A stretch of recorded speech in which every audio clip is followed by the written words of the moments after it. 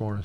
No, it wasn't, was it? It wasn't recording, no. It is now, though. That's the one thing I forget, so that's why I'm always reminding Tyler to record, because I always forget to record that. And that mean old Roger Williams always has to yell at me and scream, and he's hit me with what's that, the billy stick? Buttersock. What? Yeah, He's hit me with the billy stick one time. PR-24 there. He's like, Asp. after I hit you enough times, you're going to remember to record this There you thing go. for me.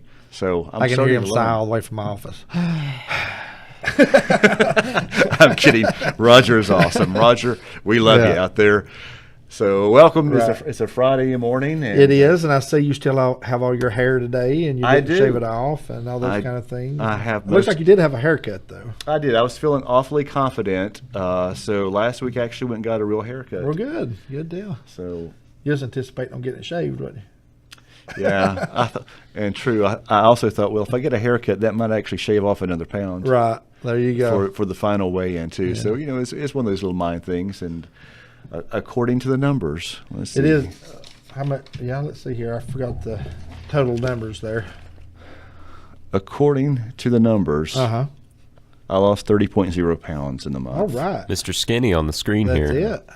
James lost 29.8 pounds, but he lost the biggest body percentage weight. He lost 11.84. So that's why he won, because he won the biggest percentage. He lost almost 12% of his body weight. I lost 10.65, and Rick Ramsey lost 10.48%. So even at Rick came in last place, he still lost 26.2 pounds. That's incredible. Right. It is. So You each really lost a small child.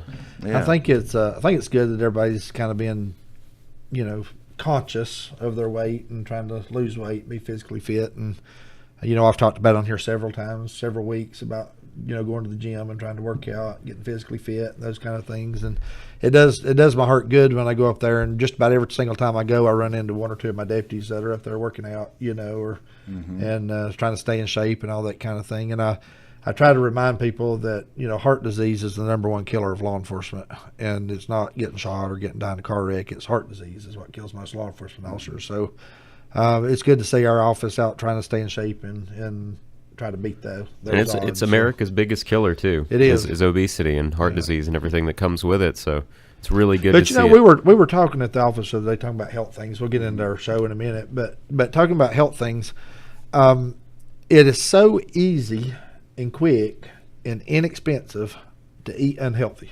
Oh yes, it really is. If you want to eat healthy, it takes time to prepare. It takes time to cook. It takes time to put all that stuff together, and it's expensive to do that. And so that's a lot of people get disheartened. A lot of times when they go to the grocery store and they carry one bag out and there's $75 worth of stuff in it. And it's kind of disheartening sometimes, but it's a necessity. We need to. But if you look, if you're thinking about short-term costs, it is cheaper to eat short-term, because you're really buying a lot of bad food. Right. It's just not real stuff. It's very processed stuff. But long-term, if you're eating healthy, if you're paying more up front, you're saving on medication costs, because I'm saving a lot of money on the medications that I'm not having to take anymore. Right.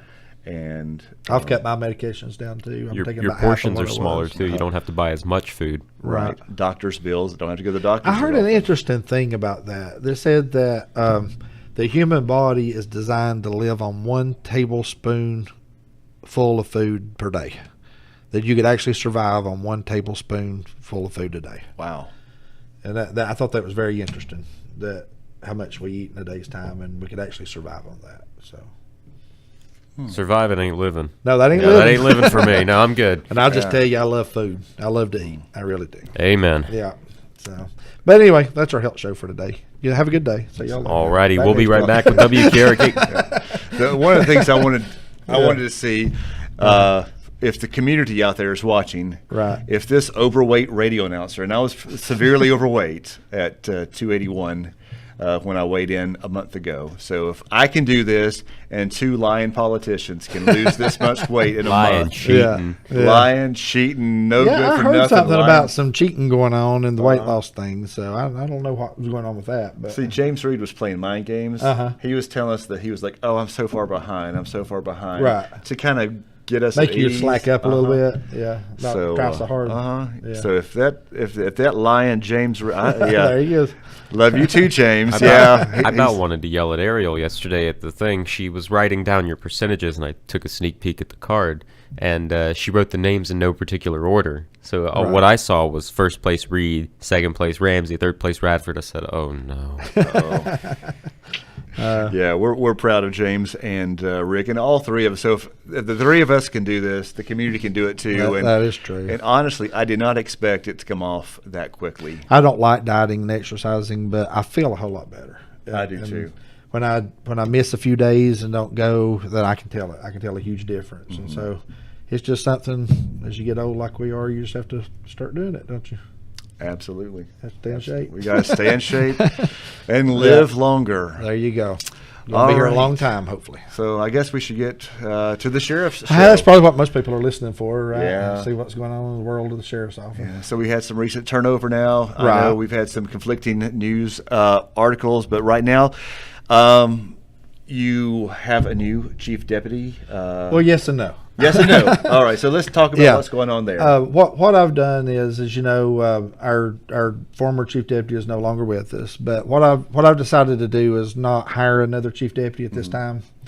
But Joe Wood is filling in those duties for chief deputy. Okay. So he's not hired in that chief deputy position, but he's acting as chief deputy. He's doing those duties as chief deputy. So a lot of the duties that Chief Thigpen was doing, we've split up between Jake Chapman and Lieutenant Wood, Joe Wood. And so they're splitting those duties, and along with their administrative staff is taking care of some of the paperwork and some of the payroll stuff and things of that nature. So we're in a good place. Everything's getting taken care of, everything's getting handled.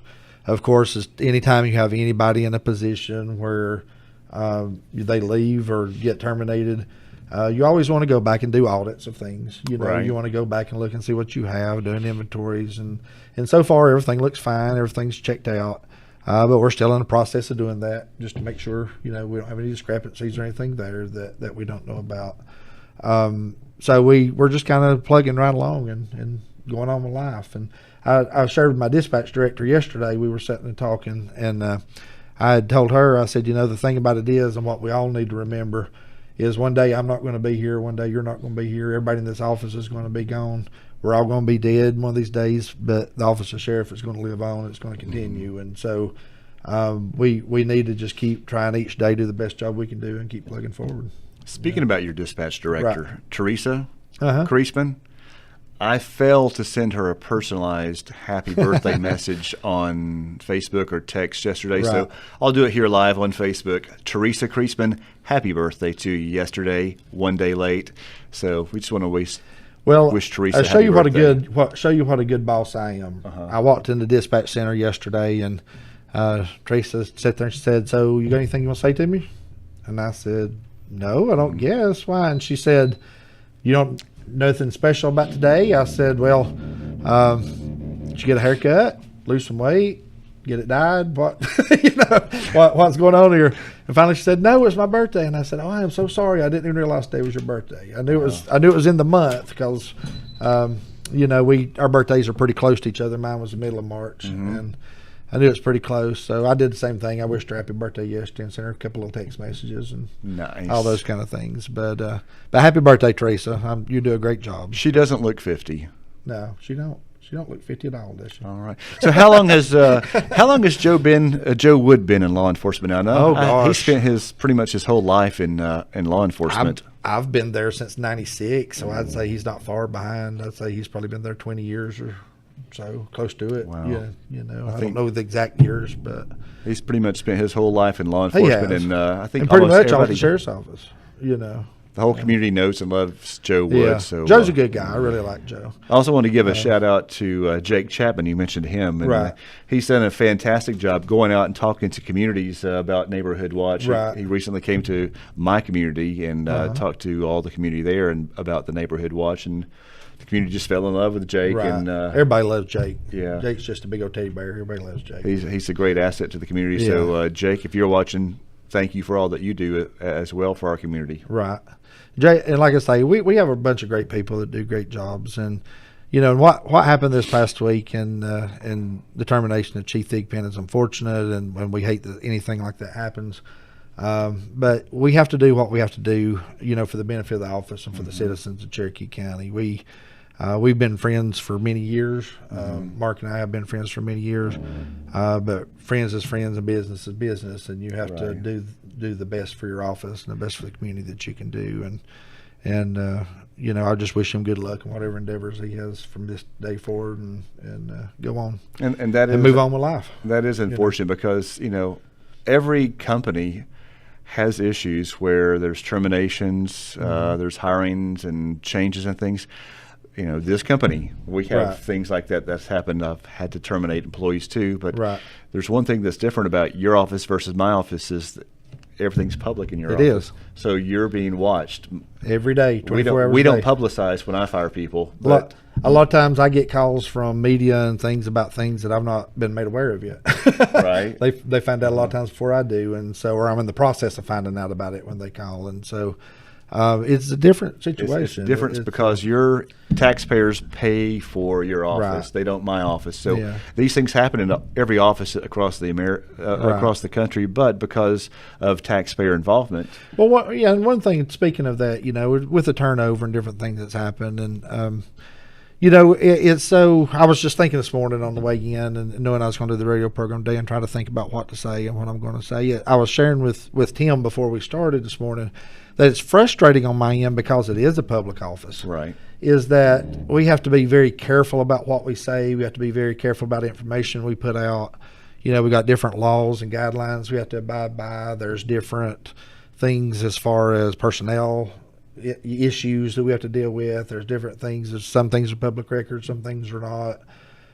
So we have to be very careful about what we say. And there's things that I would love to get on the radio about, and some of the things that's happened over the last year or so that I'd love to get over here and just tell you exactly what happened from beginning to end, and not leave any details out, and just give you all the parts there to it. But unfortunately, I can't do that. And not only that, but because it's a public office, and because there are, face lawsuits every single day from people that are just looking for reasons to sue and trying to sue our office because it is a public office and a county office. You have to be very careful what you say that somebody could use against you later in a lawsuit to take your words and twist them or move them into a different, and I'm sure different arena than what you intended to say, and misconstrue what you say and things of that nature. And so you have to be very careful on that end. And it's really tricky because even with just a conversation that we're having here, things that you've said on this show that you probably would have never thought would have come back to bite you in the backside they have, and just trying to be honest, just trying to be open with people and be honest with people. Right now, I assure you that right now, as we're talking live, there are media outlets all over the place listening. There's attorneys listening. There's different people listening, just wanting me to say something to mess up in some way, so they could use it against me or get a gotcha moment or an aha moment. Or Tim, ask him a really tough question that's going to pin him to the wall. Right. I've had those people ask me to please ask tougher questions just to make you sweat. So, and that's not what this is more of a community. This is a public service show. I'm not here to, this is not hardball with Chris Matthews. Well, like I say, and I want to be open and honest with people, and I want to just share as much as I can with people. But unfortunately, even with media outlets, unfortunately, there's some people that are out there to try to get the gotcha news or trying to get the sensational news and all those kind of things that could really care less about what the real truth is, and just trying to put something out there to sell their product. And we have to deal with those people also. You know, most news organizations that we deal with are very reputable and do a very good job, but there are some out there that doesn't. That I've seen some that are just total gotcha, that they just want to have that some kind of how do I say it? Well, like I say, I'm not going to call anybody out right now. If later on, if I decide I'm not going to run for sheriff anymore, then I might call some people out. But the following people, but the thing about it is, I have news organizations that have asked me questions, and I have sent them information, public records requests, different things like that proves that the information they have is false and incorrect, and that the people that have give them the information is not being honest with them, and they still print the story anyway. and they still print it anyway the way they want to print it. And it's just very disheartening that you do have news organizations like that out there. It can be damaging to someone's character. And Right. honestly, I think people just want the truth more than they want a one-sided, agenda-driven media outlet. And that's one thing I just find so discouraging against whether it be our conservative news outlets or our liberal news outlets. Is they're so agenda-driven that they're trying to just brainwash people one direction. Instead of just saying, here's the news and here's what's happened for the day, they're not interested in it. They're trying to change people's minds to believe and vote the way we want you to vote. Right. And going on with the sheriff's office and things that's happened in the sheriff's office the last little bit, some changes that we're trying to make to try to help things and to put things back the way it needs to be is that, for the first 3 years really at the sheriff's office, when I took over in 2014, really 14 through 17, I never really got any real complaints from the public or never got any real complaints from anybody. Everything was going great. Everything was going smooth. We was off to a good start. Public was happy. Everybody was happy about everything. And I think in the course of all of that, just being honest, I think there's maybe some complacency on my part, thinking, well, everything's great. Everything's going good. But when I met with my administrative staff this past week, one of the things I shared with them is a couple of issues. One is I'm not looking for administrators, whether it's chief deputy, lieutenants, directors, jail administrators, it doesn't matter. I'm not looking for administration who will pat me on the back and tell me everything's great when things are falling apart. That in order to fix things, I need to know things. And I need to know that we're having issues or problems or these things are going awry or haywire. And without that knowledge, without people sharing that with you, that's how I get caught with my pants down on a lot of these things, from the media outlets and all that. A lot of these things that have been addressed and lawsuits that have come up and different things that we've happened within the last couple of years, I may have got wind of it and asked my administrative staff about those things, but depending on the answers I got back or explanations or people they say they've contacted or talked to downstate or got information from them, I rely on them to tell me the truth. And a lot of times, I think that looking back on things and what's happening now with the changes that we're making is trying to be more hands-on with that and trying to be more involved with those actual decisions that's being made instead of leaving it in the hands of the administrators to make all the decisions. I want to be informed of those decisions and have a part in making those decisions. And so I think that's one of the biggest changes that we're making right now so that we can as things happen, that I'm aware of it and I know the decision process and I know how we arrived at that decision or what's going on there. So we're making those appropriate changes and those things now with this new administrative staff that we've got up going. And I really think things, from everything I've seen at the sheriff's office and what I see from talking to employees, and everything's going great. It's going smooth again at this point, and I expect things to get better as we go in the future. Somebody asked a while ago something about a robbery that happened in Murphy a couple of days. I saw a glimpse of that as it scrolled by. I do know that we're in the process of right now. Murphy PD has secured warrants and we're arresting somebody at the moment. I think they were just pulling into the sheriff's office with them as I was leaving to come over here. So they're making an arrest at the moment on that robbery that happened in Murphy. So we'll get more information about that later. There'll actually be a Murphy Police Department press release, I'm sure, that'll come out. But they'll put something out shortly about that arrest and about the person. Was that just like a robbery situation, or? I don't know all the details about it because, like I say, it was a Murphy Police Department case. But I do know it was downtown, and it had more than likely something to do with drugs and had to do with money owed and all those kind of things. So that was the wind I've got on it, but that's not an official press release because I'm just telling the rumor mill of what I've heard. So to get an official press release, you really need to contact Murphy Police Department and talk to them about Dustin had sent me one. There's one posted on our Facebook page from yesterday, so feel free to go to WKRK's press Facebook page and share what Dustin had sent us yesterday. Right. Yep.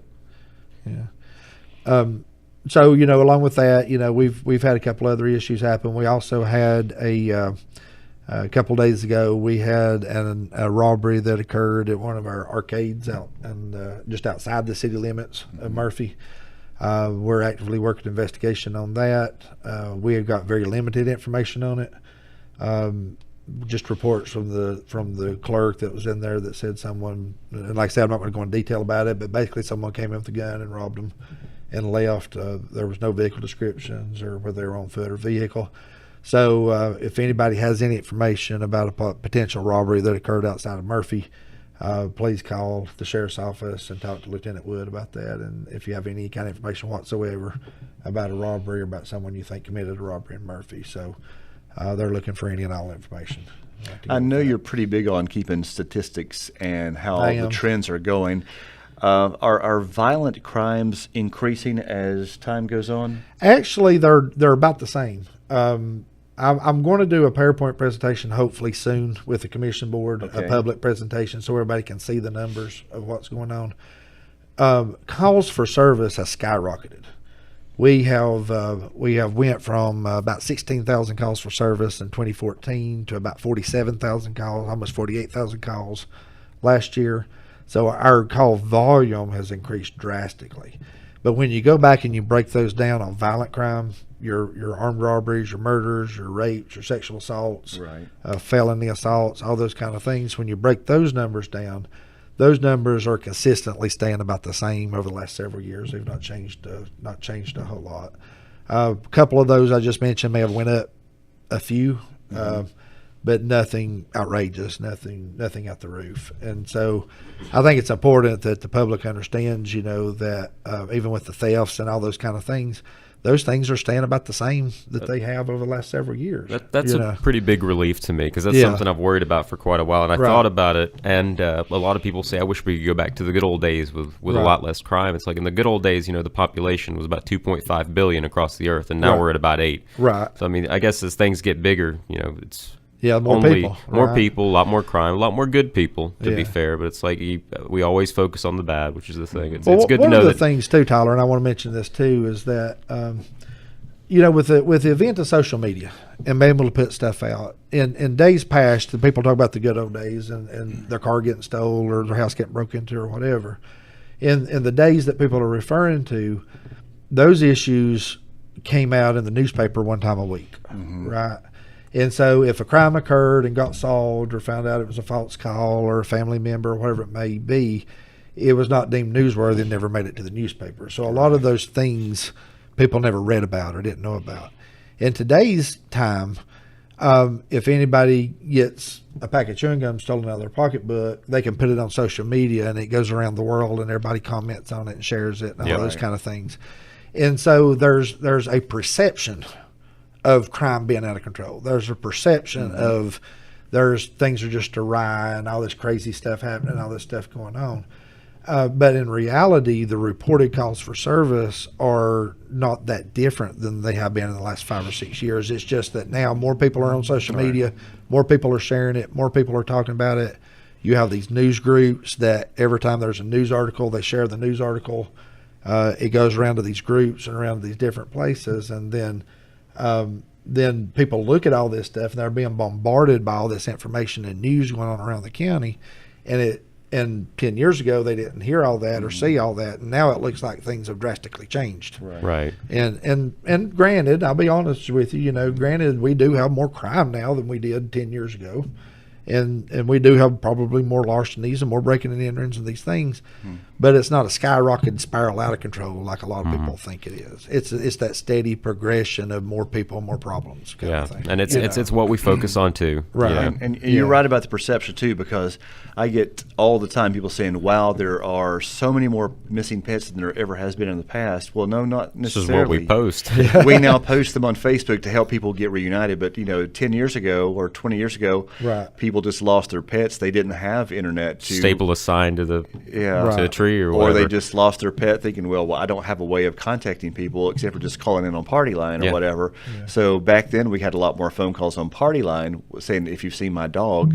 But now people have so now there's this perception of all these missing pets, but they've always lost their pets, but they just didn't have a way of posting them on Facebook. So there's this perception of tons of missing pets, but they've always been missing, but we just now post them on Facebook. It's just a service we offer now. And I think it's just the fact that people are bombarded with so much more information than they used to have, And so much instant information. Right. And the thing about it is this also, we run across this all the time, but somebody, just giving you for an example, I mean, this is a made up scenario, but just for an example, somebody gets on social media, they post on there, my vehicle is just stolen out of my driveway, last seen headed down whatever road. It shares, it goes viral around Facebook. People are posting this, commenting, and the next thing you know, all these comments about all these stolen vehicles and all these things that's happening.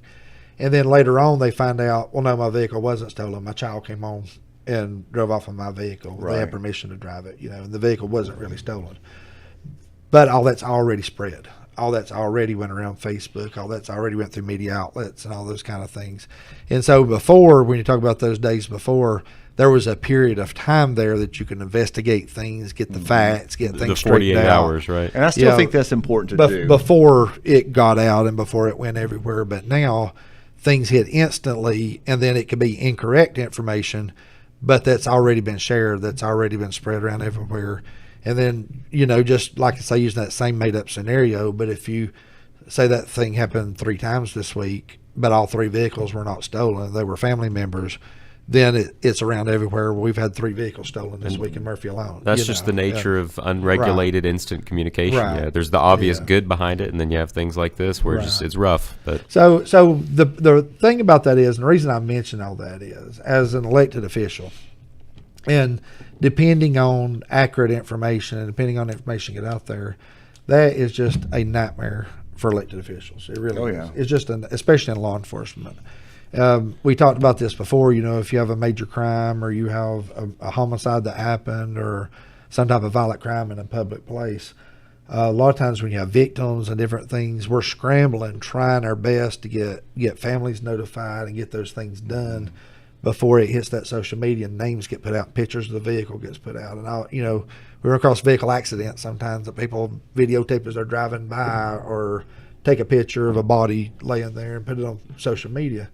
It's a nightmare for law enforcement to have to deal with all this stuff because we are fighting that battle of trying to get accurate information, of trying to do an investigation, trying to make sure that we get families notified, all those kind of things.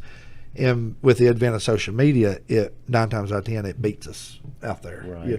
And so the old adage is, we used to tell kids about these naughty pictures and stuff they take of themselves and put out on text messaging and those kind of things. When we teach those classes, we always tell kids, once you send it out there, you can't take it back. Right. And it's the same thing with social media. Once you put it out there, once you put that post, you might hit that delete button and delete that post, but you've already put it out there. Right. And you can't get it back at that point. It's already been shared. It's already been talked about and already going around the world. And unfortunately, a lot of people's careers have been ruined. A lot of people's lives have been ruined. A lot of things have been ruined over rumors and over these things that go out that you can't take back. And when you look at what our county has been through and you look at lawsuits and you look at investigations and different things, 2 years down the road, 3 years down the road, sometimes it can be found that you did absolutely nothing wrong and that the agency did nothing wrong or your office did nothing wrong or you individually did nothing wrong, or that lawsuit that was filed was dismissed or dropped, or the judge threw it out for lack of evidence or whatever it may be on it. A lot of those things happen, but 2 years down the road when that happens, it's already been shared. Right. It's already been shared hundreds of thousands of times, and people talking about it, making up their stuff, and people's lives are devastated and ruined at that point. And people just, and I understand the need for media. I understand the need for getting information out there, but I can't stress enough for people to be careful with that. Just be careful with it. Be careful and try to be accurate. So with social media being a lot of gossip and people do thrive on the drama. Right. I've seen that all over Facebook. You get on some of the unofficial media sites that are just, they want to one up the previous person. They just want to make it a sensational story. But after you see all these posts that are maybe I heard this or I heard that, but it's not official information, but people just feed off that and add to it. And then you see the pictures. When do you make the decision to pick up the phone and call, say, Tim? Right. I need you to get this story out. What is that point that you decide that this story needs to be posted to WKRK, Right. the other radio stations, or the newspaper. Well, What is that a point? lot of what we do, there's different criteria for that, but a lot of our point as far as press releases and putting stuff out is that are things that is in the public's best interest, are things that we need help with, right, through investigative means or measures, just like the robbery. If we have stuff go out, you see things we post sometimes with just a picture of somebody that we may not readily identify, say, hey, do you know who this person is? So we will put different things out for different reasons. But when it comes to social media, a lot of times we will put things out just to try to clarify a story, or just try to say, hey, what's been said is just not true, right? This didn't happen. But again, sometimes we don't put anything out based on the fact of we're limited in what we can say. Some things are covered under, like I say, personnel laws, or covered under investigative laws, or whatever it may be, and we can't put anything out. And sometimes we make the determination, well, if we post anything but we can't say what we need to say, we're just going to create more drama and more stuff out there. So just don't say anything, just don't put it out. But when there's an ability to put stuff out there, to clarify things, we always try to do that. But somebody told me something when social media first got out, and that first came out, and I found it to be true. They made the statement to me, you can't win an argument on the internet, on social media. Right. No matter what you put out, you can't win it. And there's a lot of truth to that, because a lot of what's out there is people's opinions, Right. or people's attitudes. A lot of people don't want to know the truth; they just want to know the drama and how to spread that and share it. So when you're dealing with that kind of people, the truth doesn't matter. Right. I don't remember who said it, but there's an old saying that said, "Don't let the truth get in the way of a good story." Right. Absolutely. And so a lot of people put that out there because it's a good story and they don't want the truth. However, there are people out there that do want the truth. They do want what actually happened and what actually went on and those kind of things. And so in those situations, we try to put out as much as we can, so people will know. We don't want to try to put stuff out just for gossip reasons, right? Just so people can talk about it, and just so people can tell what happened to so and so. And on my page, WKRK's page, I've been offered a lot of bait there to participate in arguments, and that's one of the things I just don't argue with people. I mean, we post the press releases, and we have family members that try to start fights with the WKRK, but it is what it is. Every once in a while, I may respond to something on Facebook just because it's so egregious or just so outrageous that I feel like I need to say something. Right. But even at that, if I do say something, I say what I have to say and then don't respond anymore to it, because like you say, when you get into those social media arguments, those Facebook arguments, there's no winner comes out of that. Right. It's just everybody stating their opinion and what they feel, and there's no winner to it. So social media is not all bad. There's great things that's been done with social media, and like I say, we can get information out. We got an emergency situation. We got things where we need a roadblock tile for people to stay away from the area. We put things out on social media. Send it to y'all, WKRK, other news outlets. They get it out, and it really helps situations. Social media can be great for different ministry tools, for different group things. I talked about my son being sick. Our greatest source of information we have on the disease he has is off of a page that's on Facebook, where people around the world just shares about the disease and what helps them and different things they found out and different doctors that they've heard about and things of that nature. So we get a vast amount of information off social media, and so it's not all bad. But it's kind of like guns. Guns are not bad. It's who holds the gun, right? It's the moral compass that's behind the gun. And so I think social media is the same way, and even media in general is the same way. I don't think any of it's inherently bad. I think it's just who's holding the gun. Right. I think I think that almost borders on use and abuse of any kind of substance. You can use things and abuse things. Right. And that can go as far as alcohol or food, things like that. People can use food or they can abuse food. But I can assure you this, and I can assure the public this, those that's watching on Facebook and listening on the radio, I can assure you of this. There is nobody alive that wants to see the sheriff's office run smoother than I do. Right. There's nobody out there that wants to see things run smooth and wants to see, the problems be at a minimum and wants to see inmates taken care of and wants to see things getting investigated and people arrested and things get through court and prosecuted and bonds get set appropriately and all that. There is nobody alive that wants that more than I want it. Mm-hmm.